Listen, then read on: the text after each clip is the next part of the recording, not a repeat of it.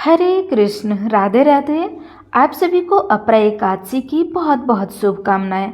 आज के इस वीडियो में आप सुनेंगे अपरा एकादशी की व्रत कथा। अपरा एकादशी, जिसे अचला एकादशी के नाम से भी जाना जाता है, वर्ष की अत्यंत पुण्यदायिनी एकादशियों में से एक मानी जाती है। शास्त्रों में ये भी कहा गया है कि अपरा एकादशी का व्रत करने से राजस्व यज्ञ, अश्वमेध यज्ञ, तीर्थ स्नान, गौदान, स्वर्ण दान और अन्य दान आदि महान पुण्यों के बराबर फल मिल जाता है।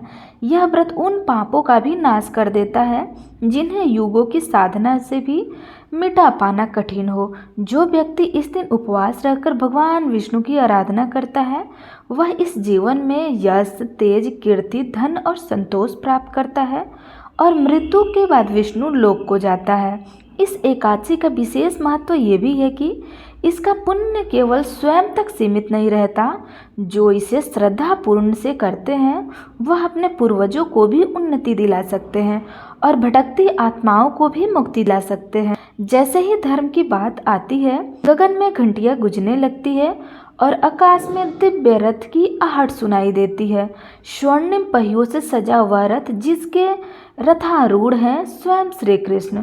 उनके नेत्रों में करुणा, मुख पर मुस्कान और हाथों में धर्म का दीप लिए वे पांडवों के समक्ष प्रकट होते हैं। महाराज युधिष्ठिर हाथ जोड़कर श्री कृष्ण को प्रणाम करके पूछते हैं, हे माधव, हे योगेश्वर, कृपया करके मुझे बताइए कि ज्येष्ठ माह के कृष्ण पक्ष की एकादशी का क्या नाम है और उसका क्या फल है भगवान। तो भगवान श्री कृष्ण मंद मंद मुस्काने के साथ उत्तर देते हैं, हे राजन, इस एकादशी का नाम है अपरा। इसे अचला भी कहते हैं। यह व्रत सब पापों का नाश कर मोक्ष का द्वार खोलता है। अब सुनिए इसकी पावन कथा। प्राचीन समय की बात है। महीध्वज नाम का एक राजा अपने स्वभाव के अनुरूप ही राज्य में काम किया करते थे और यशस्व राजा के राज्य में सारी प्रजा भी सुखपूर्वक रह रही थी। राजा महीध्वज का छोटा भाई, जो वज्रध्वज, क्रूर, अधर्मी और बड़ा अन्यायी पापी था, वह अपने बड़े भाई से द्वेष और ईर्ष्या रखता था। उससे अपने बड़े भाई की प्रसिद्धि सही नहीं जा रही थी और इसी ईर्ष्या के चलते एक दिन उसने एक कुकर्म कर डाला। उसने अपने बड़े भाई यानी महीध्वज की हत्या कर दी और इतना ही नहीं, उसके शव को जंगल में एक पीपल के पेड़ के नीचे गड्ढा करके दबा दिया। अकाल मृत्यु होने के कारण वह धर्मराज राजा अब प्रेत योनि में पड़ गया और उसी पीपल के पेड़ पर रहकर वह वहां उत्पात मचाने लगा। एक दिन महर्षि धौम्य उधर से गुजर रहे थे। पेड़ पर प्रेत देखा और अपने तपोबल से उसकी सारी कहानी जान ली और इसके उत्पात का कारण भी समझ लिया। इसके बाद ऋषि ने उस प्रेत को पीपल के पेड़ से उतारा और परलोक विद्या का उपदेश दिया। इसके अलावा ऋषि ने स्वयं ही राजा की प्रेत योनि से मुक्ति के लिए अपरा अर्थात अचला एकादशी का व्रत भी किया और उसे अगति से छुड़ाने के लिए, प्रेत योनि से मुक्ति दिलाने के लिए व्रत के समस्त पुण्य फल को प्रेत बने राजा को अर्पित कर दिया। इस पुण्य के प्रभाव से राजा अब प्रेत योनि से मुक्त हो चुका था और अब वह ऋषि धौम्य को धन्यवाद देता हुआ दिव्य देह धारण करके अपने पुष्पक विमान से स्वर्ग लोक को चला गया। भगवान श्री कृष्ण ने धर्मराज युधिष्ठिर से कहा, हे राजन, यह मैंने लोक हित के लिए बहुत ही पावन कथा कही है। इसे पढ़ने और सुनने से मनुष्य समस्त पापों से मुक्त हो जाता है। भगवान श्री कृष्ण कहते हैं, जो फल कार्तिक पूर्णिमा पर त्रिपुष्कर में स्नान करके या गंगा तट पर पितरों का पिंडदान करने से मिलता है, वही फल अपरा एकादशी का व्रत करने से मिलता है।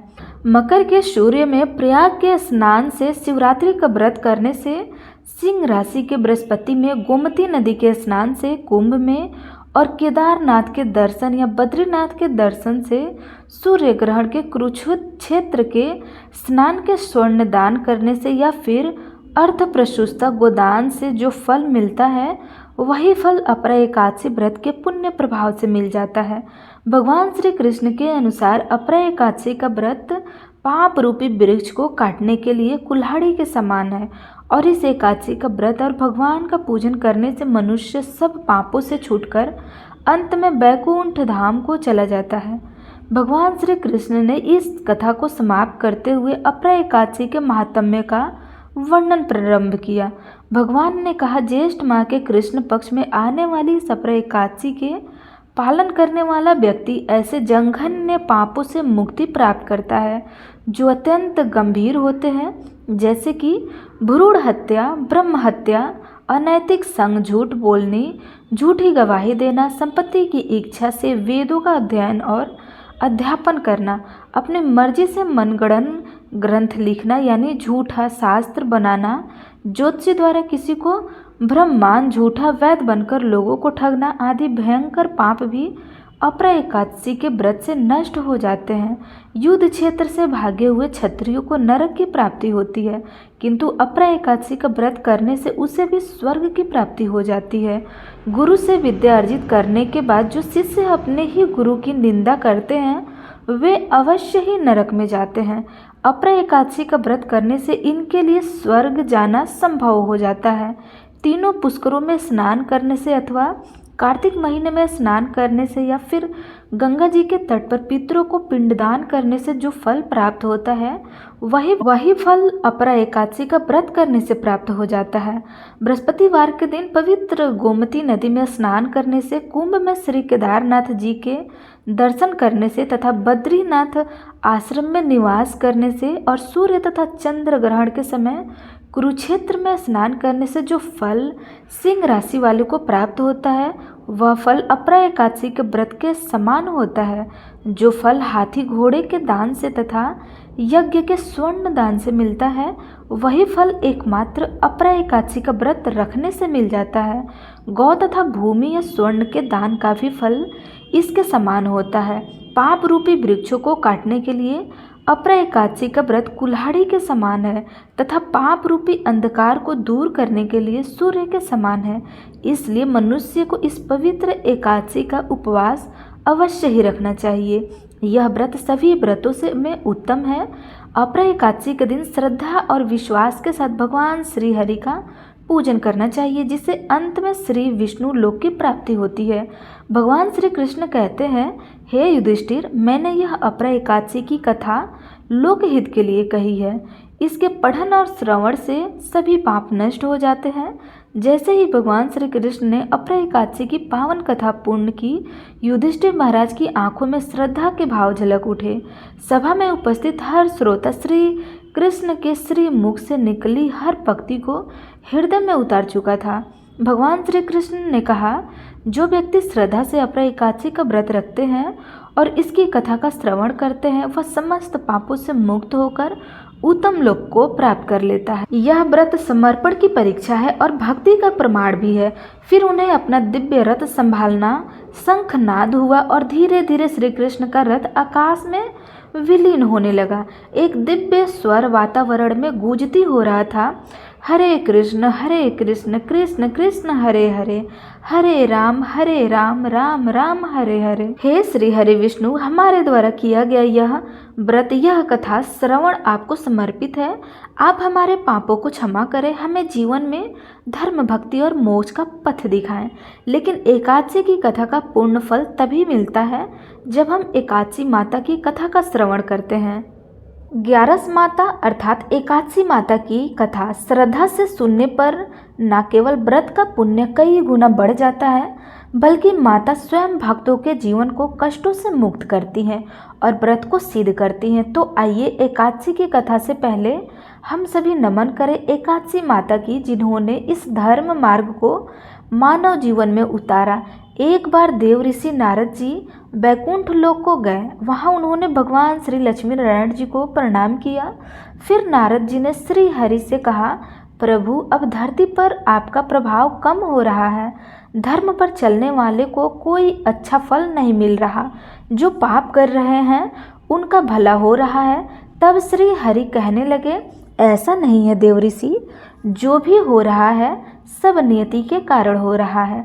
श्री हरि की बात सुनकर नारद जी बोले, प्रभु, मैं तो देखकर आ रहा हूँ कि पापियों को तो अच्छा फल मिल रहा है, लेकिन भला करने वाले और धर्म के रास्ते पर चलने वाले लोगों को बुरा फल मिल रहा है, उन्हें दुख भोगने पड़ रहे हैं। भगवान ने कहा, देव ऋषि कोई ऐसी घटना बताओ जिससे तुम्हें यह लग रहा हो। नारद जी कहने लगे, प्रभु अभी अभी मैं एक जंगल से आ रहा हूँ। वहाँ पर एक गाय दलदल में फंसी हुई थी। कोई भी उसे बचाने वाला नहीं था। थोड़ी ही देर बाद मैंने देखा कि एक चोर उधर से गुजरा।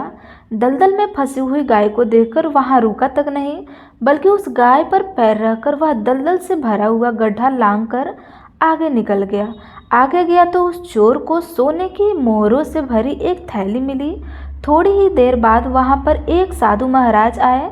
उन्होंने उस गाय को दलदल में फंसा देखा तो गाय को बाहर निकालने की पूरी कोशिश की और पूरी ताकत लगाए आखिरकार उस गाय को निकाल दिया।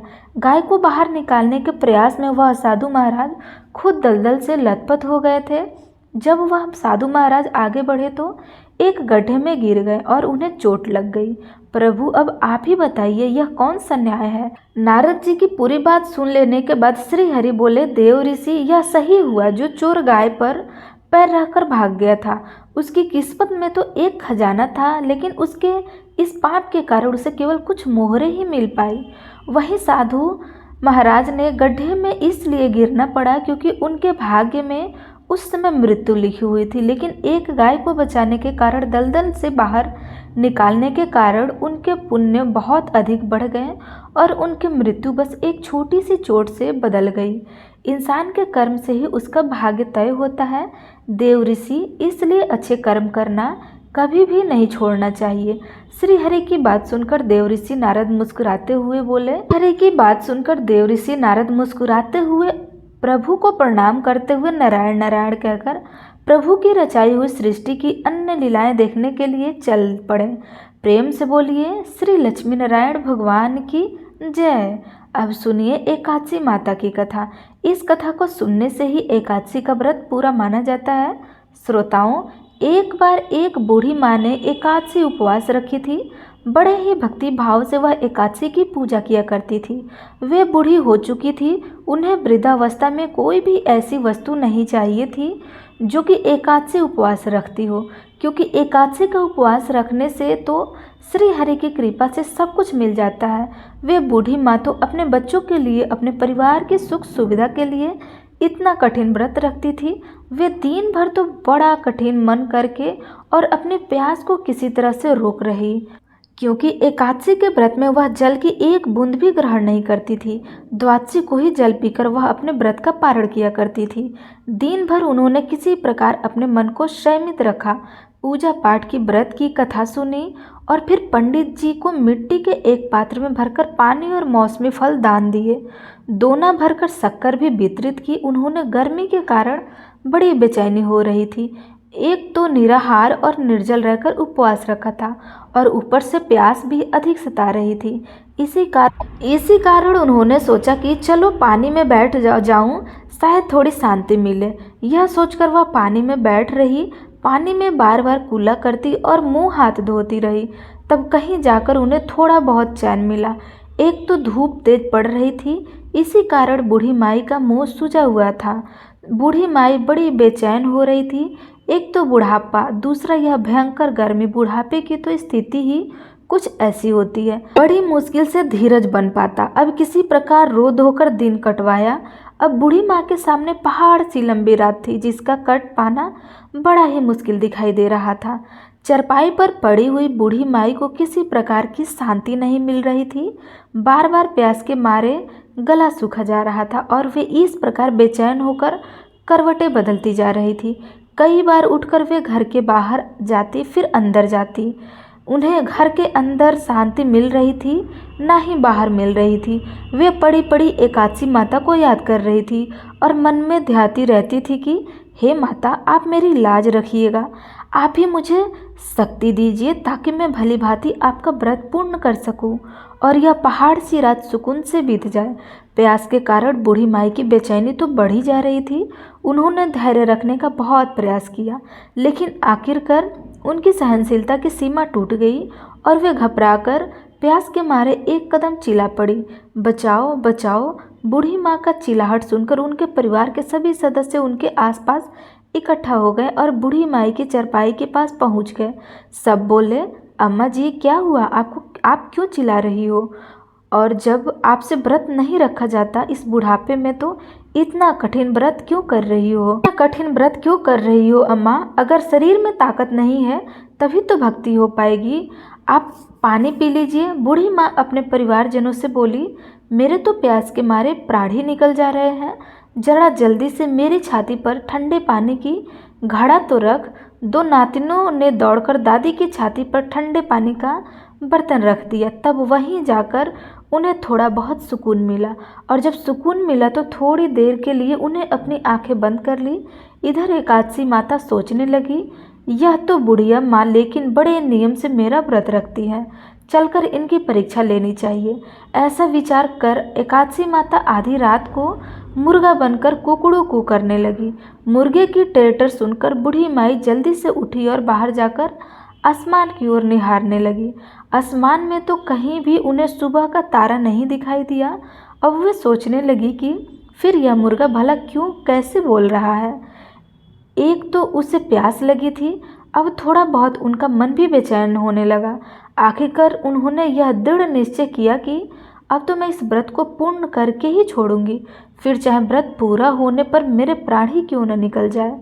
मन में ऐसा पक्का निश्चय कर वापस चारपाई पर आकर लेट गई। थोड़ी ही देर के बाद एकादशी माता ने उनकी फिर से परीक्षा लेनी शुरू कर दी। वह एक छोटी सी कन्या का रूप धरकर गिलास में मीठा पानी लेकर उनके सिरहाने खड़ी हो गई और जोर जोर से बोलने लगी, दादी जी सवेरा हो गया है, आप हाथ मुंह धोकर शरबत पी लीजिए। पहले तो शरबत का भरा हुआ गिलास देकर बूढ़ी माँ का मन चलचलाने लगा। प्यास के मारे गला जो सूख रहा था, किंतु अचानक उन्हें याद आया कि उनका तो एकादशी का उपवास है। फिर उन्होंने सोचा कि अभी तो वे किसी भी तरह से यह शरबत नहीं पी सकती, और फिर वे चुपचाप वापस अपनी चारपाई पर लेट गई।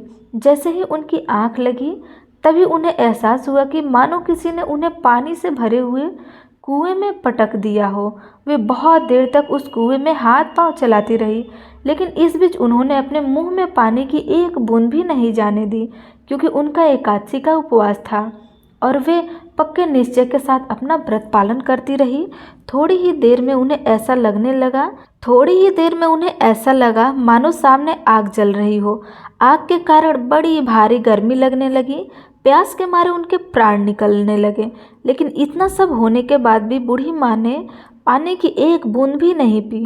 वे तो बस चारपाई पर बैठी बैठी एकादशी माता का ध्यान करती रही। अब सवेरा होने में बस कुछ ही समय है, यह जानकर वे बड़ी लालसी के साथ इधर उधर घूमने लगी।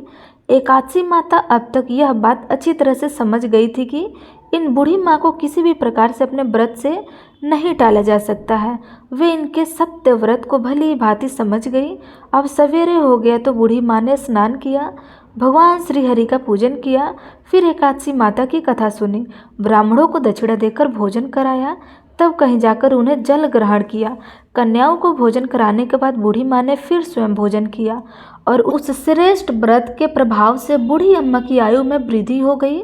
उनकी आयु बढ़ गई, उनका घर परिवार हरा भरा हो गया। अब उनके घर में किसी भी चीज़ का कोई अभाव नहीं रहा। उनका घर हर प्रकार से सुख साधनों से भर गया। नाती नतनी से उनका घर भर गया, और वे इसी दिन से 12 महीने की एकादशी का व्रत करने लगी। एकादशी माता के व्रत के पुण्य प्रताप से इस संसार में हर प्रकार के सुख भोग कर वह बूढ़ी माँ अंत में भगवान श्री हरि के धाम में चली गई। जैसे एकादशी माता ने उस बूढ़ी माँ को और उनके परिवार को हरा भरा कर दिया, वैसे ही हे एकादशी माता हम सभी की मनोकामनाएं पूर्ण कीजिए। तो आप सब प्रेम से बोलिए, लक्ष्मी नारायण भगवान की जय, एकादशी माता की जय।